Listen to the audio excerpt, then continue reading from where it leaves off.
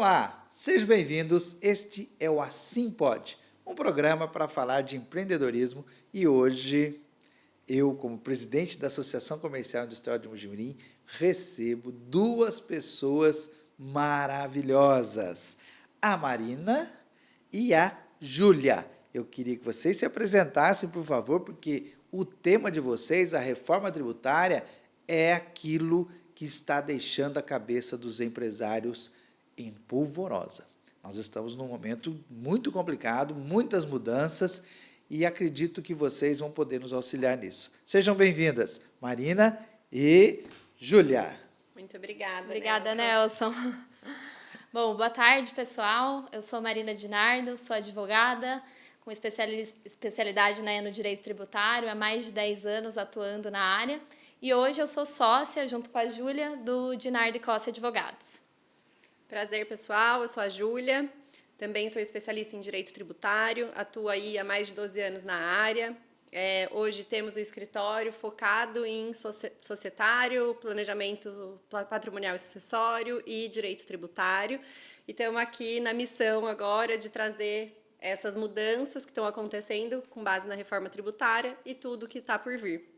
Me fala, como que é essa ideia de trazer uma palestra que vai falar sobre a reforma tributária aqui na Associação Comercial? Bom, essa questão da reforma tributária já está há anos em pauta. Todo mundo achava que isso nunca ia acontecer e agora a gente está vendo, de fato, a reforma tomar forma, né? E vai mesmo, não tem como. Não tem como, agora é real. Então, desde 2023, quando veio a emenda constitucional para mudar a Constituição em si e trazer esses novos tributos, né, que vão ser o IBS e a CBS, né, o Imposto sobre Bens e Serviços e a Contribuição sobre Bens e Serviços, a gente realmente sentiu que a coisa ia andar. E, de fato, vem andando, né, Ju? Agora, quase tudo está começando a ser regulamentado, falta muita coisa, mas uma coisa é fato, a transição começa a partir de janeiro de 2026. E por que a gente pensou em trazer esse assunto para a mesa, para os associados aqui? Porque, de fato, quem não estiver preparado vai ficar para trás. Então, a hora de agir é agora mesmo. E aí, Júlia, no seu ponto de vista, como que as pessoas precisam se preparar? Qual que é o caminho? Olha, o caminho ele é longo, tá? Um ponto que a gente tem feito muito é segregar por fases tudo que o empresário precisa fazer, dependendo do porte da empresa, porque a mesma coisa que o Simples Nacional precisa fazer não é o que o mesmo, ali, uma grande empresa, uma grande indústria precisa fazer. A gente tem muitos impactos que precisam ser analisados, mapeados e, com isso, traçados planos de ações específicos, tá? Mas qual que é a nossa orientação? A partir de outubro, já agora de 25, começam os testes em relação a sistema. Então, o primeiro passo que as empresas precisam fazer é ir atrás de ajustar sistema. Ah, então, peraí, não é simplesmente uma reforma de mudança de imposto, ou alguma coisa ali que vai mexer no escritório de contabilidade, não. Não é. Vai mexer no próprio sistema interno das empresas. A gente costuma dizer, Nelson, que, na verdade, a reforma, ela só chama reforma tributária, mas é uma reforma negocial sistêmica da empresa. Todas as áreas elas estão envolvidas, desde compras até o próprio TI, os fornecedores ali a gente precisa saber quem são, quais os contratos, então o jurídico também está envolvido, o próprio RH. Então não é só o fiscal, o contábil que vai ter que olhar para essa questão, é a empresa como um todo. Entendi, então vai ser realmente uma mudança de perfil das empresas, tá? E nessa palestra de vocês tiveram muito trabalho para montar ela? Tivemos. Mas o que eu queria até reforçar é que a gente tem trazido esse tipo de palestra com uma questão muito mais prática do que teórica. Então, já que a gente está falando de prática, né? Vamos falar de prática. Quando que é a palestra? Dia 17 de setembro. 17 de setembro, né? Ô, Matheus, dá para colocar uma legenda depois aí? Ó, 17 de setembro, que horário? A partir das 7 a gente vai ter um coffee e a partir das 7h30 começa efetivamente nossa exposição. Exposição, debates e conversas afiadas. Exato. O intuito é a gente trazer, né, expor, como a Júlia falou, é para ser uma palestra bem prática mesmo, porque tem gente que ainda está muito cru no assunto, a gente entende, mas muitas empresas também já estão olhando para isso. Então, a ideia é realmente pegar na mão de cada um e falar: o que eu preciso fazer agora? Quais são os próximos passos? Porque, como a gente estava falando, vai mudar todas as áreas da empresa e isso vai impactar diretamente no preço. Então, se você não souber precificar a sua mercadoria, o seu serviço, certamente você vai perder a sua margem. Então, olha o tamanho da dimensão. E são 7 anos de transição. Então, a gente está falando em mudanças de preço durante 6 anos, pelo menos. Por que 6? Porque a partir do ano que vem começa a inclusão das tags, né, dos campos de IBS e CBS, mas isso não vai ter um impacto financeiro. Então, ok, ano que vem, em relação a isso, as empresas estão tranquilas, em partes. Mas os 6 anos subsequentes serão 6 anos de mudança de preço. Então, se você não souber precificar a sua mercadoria, o seu serviço, certamente você vai incorrer em prejuízo ali na sua operação. Puxa vida. Aí, como é que vocês vão fazer isso na prática ali? Porque o auditório cabe 200 pessoas. Será que talvez a gente tenha esse número de pessoas lá, né? Sim. Eu quero saber como que vai ser isso na prática ali com o pessoalzinho. A ideia é a gente trazer tudo que a gente está passando, o que a gente já fez de mapeamento. Então, a gente tem um projeto específico que entra, né, na empresa e mapeia todos os impactos. Hoje vocês já têm Já. uma cartilha, vamos falar assim. Já. É um produto específico que a gente tem para esse tipo de empresa, aliás, para diversos tipos de empresas, e aí a gente adequa de acordo com o negócio. Então, as mudanças são inúmeras. Isso vai ser aplicável para todos os setores, todos os bens, todas as mercadorias? Não necessariamente. Então, a gente procura entender o perfil do cliente, o que se aplica ao negócio dele. Entendi. Nossa, um trabalho meio ardoso, hein? Tem bastante coisa. Para a gente ter ideia, assim, agora, já em 2025, já saíram, eu não fiz a conta, mas deve ter por baixo aí umas 30 notas técnicas trazendo alterações em layout de nota fiscal que precisam ser adaptadas. E qual que é o problema maior disso? Se a gente não adaptar sistema e tudo mais, em janeiro, a partir do momento que eu estiver obrigada ali à emissão de nota com aquelas informações, eu posso ter uma rejeição da emissão da nota, com uma consequente, né, trava do meu faturamento, porque eu não me adequei à reforma. Entendi. Então, isso é muito além de simplesmente imputar uma informação no sistema. A gente precisa ver se o meu fornecedor, né, tem a tributação, porque ele pode não ser contribuinte dos novos tributos. Eu preciso saber se o meu produto tem algum tipo de benefício fiscal e está atrelado à classificação correta da mercadoria. Então, tem muita coisa envolvida. Então, por isso que a gente está segregando, né, esse projeto em várias etapas. Que o primeiro, que eu comentei, é a questão sistêmica. Depois disso, a gente vai olhando para contrato, fornecedor, precificação, até a questão assim, de impacto financeiro. Hoje a gente tem uma tributação X, a partir de amanhã a gente tem uma totalmente diferente, que um preço ele é formado e a tributação é formada por fora. E hoje é tributo em cima de tributo, né? Então, até a base tributável vai mudar. Então, a gente precisa realmente olhar para isso.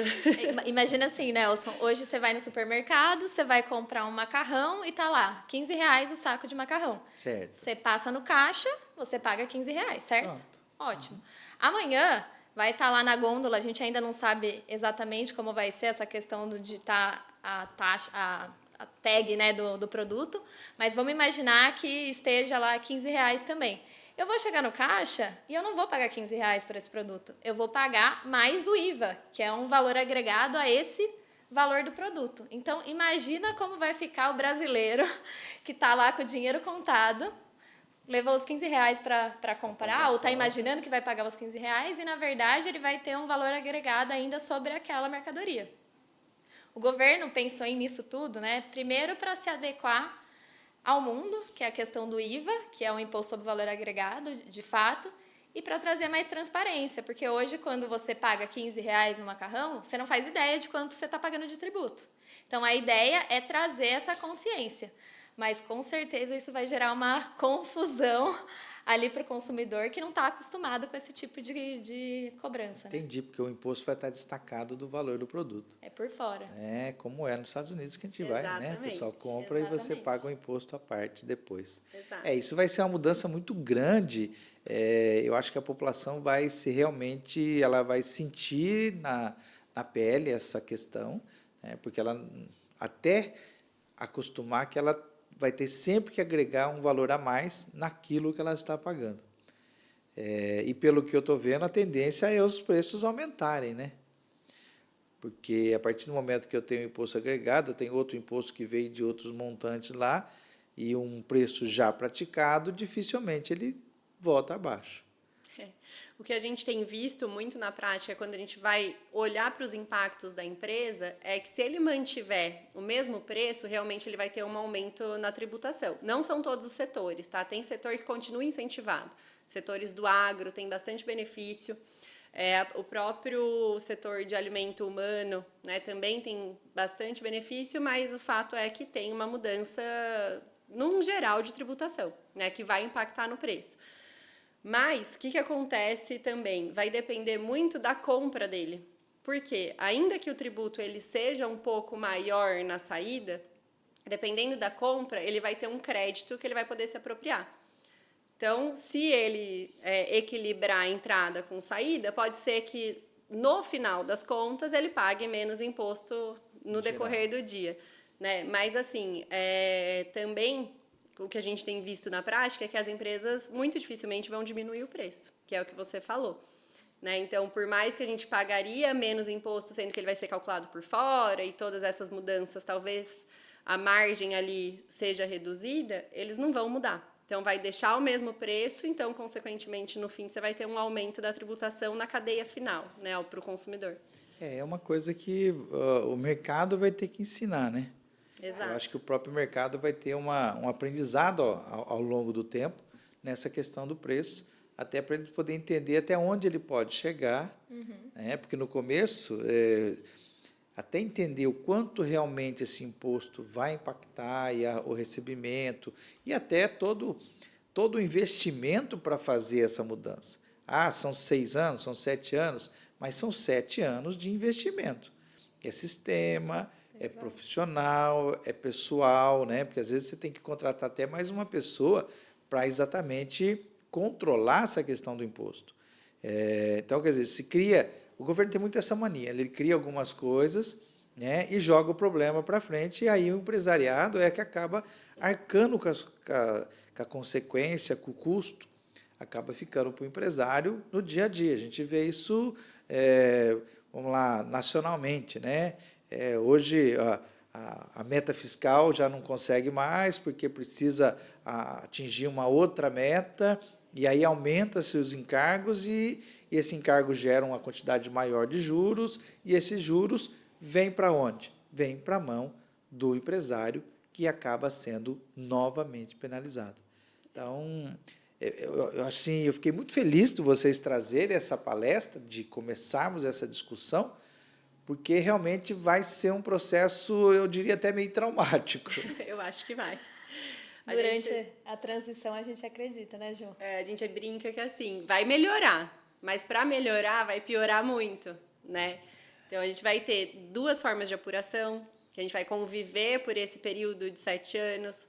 Lógico que, no final das contas, se a gente olha, né, tudo que o governo está desenvolvendo, que também não está sendo brincadeira pela quantidade de informação, sistema e tudo mais, a gente vê que tem assim, um gasto de tempo e de dinheiro nesse projeto da reforma, e está ficando bem legal o sistema, assim, particularmente falando pelo que a gente tem visto. Mas o contribuinte, né, o empresário, ele realmente vai ter 2 apurações. No final, eles querem que a nota fiscal seja o documento oficial a ser entregue pelo contribuinte. Então, mas isso vai ser lá na frente, né? Enquanto isso, a gente continua tendo nossas obrigações de SPED, ECF e tudo mais, que vão precisar ser colocados ali e ajustados conforme as novas regras. E até a entrada desse recurso, depois a distribuição, né, entre as grandes faixas de governo, né, estadual, municipal, o nacional, né, exatamente. Acho que até essa distribuição de recursos começar a cair nas caixas certas, sem desvios, vai ser... Isso até tem um ponto importante, Nelson, que tem sido bastante discutido, porque uma grande inovação da reforma também é a cobrança dos tributos de consumo no local do consumo. Então, hoje, pensa, se a gente tem uma fábrica aqui em Mojimirim, todo o tributo ele fica aqui no estado de São Paulo, independentemente para onde vai essa mercadoria. Agora, com a reforma, isso vai passar para o destino. Ou seja, tenho a minha fábrica aqui em Mojimirim, mas estou vendendo lá para a Bahia, esse tributo ele tem que ir para a Bahia. Então, imagina também, isso está já gerando uma baita discussão entre municípios e estados, porque vai mexer com a própria distribuição de toda essa arrecadação, como você está falando. Exatamente, vai mexer mesmo, porque a produção está aqui.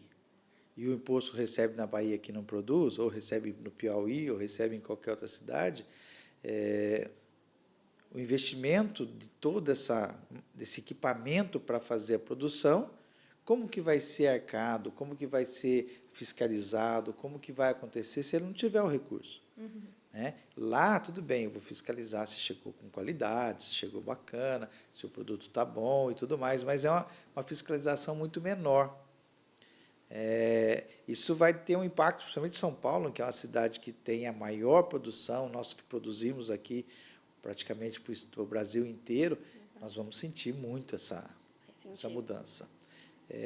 Eu acho que realmente vai dar muito pano para manga. Vocês estão preparados para a palestra, né? Que olha, vai ter muita pergunta. A gente está preparada, né, estudando bastante, se envolvendo em vários grupos, em várias discussões. Mas a gente fala que também a reforma é dinâmica, porque tem muita regulamentação ainda que está por vir. Então, é atualização quase que diária. E a gente está trabalhando bastante nisso. Que bacana. Então, vamos aproveitar um pouquinho, falar um pouquinho do escritório. Qual é o outro ramo, além do tributário, que vocês trabalham? A gente tem a área de planejamento patrimonial e sucessório e societário, além do direito tributário. Me fala um pouquinho dessa questão da societividade, porque é uma coisa que o pessoal não gosta de falar muito disso, né? Não, é engraçado até, porque quando a gente vai fazer reunião, as pessoas ficam receosas, né? Mas vocês estão querendo me matar? Jura? Mas eu estou aqui. E, assim, na verdade, o que a gente vê hoje é uma mudança muito de cultura, né, com relação a esse assunto, porque antes a gente não falava muito nisso. Então, a hora que tinha um falecimento, ou na família, ou até pensando em sucessão empresarial, era aquele caos, né? Inventário de um lado, briga de família, um quer mais do que o outro fala, mas eu trabalhava na empresa e você não, então quer mais. Então, é aquela bagunça que a gente já sabe. Além do que, o valor de investimento, pensando em sucessão, é altíssimo, né? Quando a gente pega nos impostos que a gente precisa pagar. De um tempo para cá, isso foi sendo modificado, ainda está longe de ser o ideal, mas as pessoas têm se organizado melhor. Né? Então, fazendo, por exemplo, uma holding, né, que está super em alta e que a gente escuta bastante, não necessariamente é o instrumento adequado, mas é um dos. Né? Então, o que a gente tem visto são as pessoas realmente querendo já deixar a organização ali familiar para que quem fica, né, já passa por toda a dor da perda, não tenha que se desgastar com essa questão de inventário, de briga familiar, que as pessoas, a hora que faleça, tem ali a paz, né, de cada um já saber o que é seu, já ter feito a distribuição de tudo. Acho que é mais isso. E esse é um ponto também que é pauta da reforma. Por incrível que pareça, não tem a ver com a reforma do consumo em si, mas também está vindo nas questões da reforma agora pelo PL 108, que ainda não foi aprovado, não foi sancionado, né?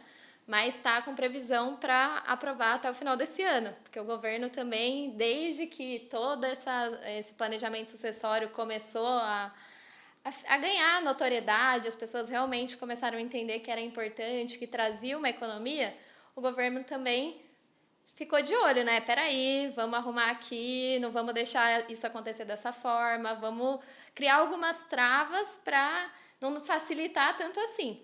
Então, o próprio PLPI 108, que está para ser aprovado, ele traz algumas questões de ITCMD, que é o imposto, né, de transmissão, causa-mortes e doação, que impacta tanto na morte quanto na própria doação em vida, né, na antecipação. Uhum.